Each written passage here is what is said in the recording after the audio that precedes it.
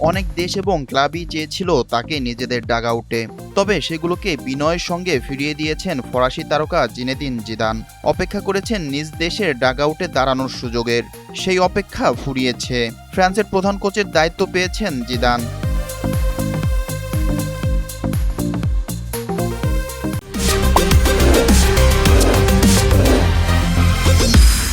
নিজ দেশের কিংবদন্তিকে নিয়ে ফরাসি সমর্থকদের উন্মাদনারও কোনো কমতি নেই, সেটিরও প্রমাণ মিলল এবার। ফ্রান্স জাতীয় দলের কোচ হিসেবে ঘরের মাঠে জিদানের প্রথম ম্যাচে সব টিকিট বিক্রি হয়ে গিয়েছে মাত্র একদিনেরও কম সময়ে।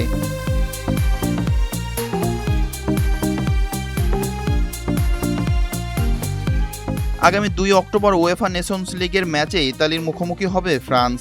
প্রায় ৮০,০০০ দর্শক ধারণ ক্ষমতার ঐতিহাসিক স্টাদ দ্য ফ্রান্স স্টেডিয়ামে হতে যাওয়া এই হাই ভোল্টেজ ম্যাচে সব টিকিট ফুরিয়ে গিয়েছে বলে নিশ্চিত করেছে ফরাসি ফুটবল ফেডারেশন। অবশ্য দেশের মাঠে দর্শকদের সামনে ডাগআউটে দাঁড়ানোর আগেই ফ্রান্সের কোচ হিসেবে জিদানের অভিষেক হয়ে যাবে। আগামী ২৫ সেপ্টেম্বর নেশনস লিগের প্রথম ম্যাচে তুরস্কের ঘরের মাঠে খেলতে নামবে ফরাসিরা।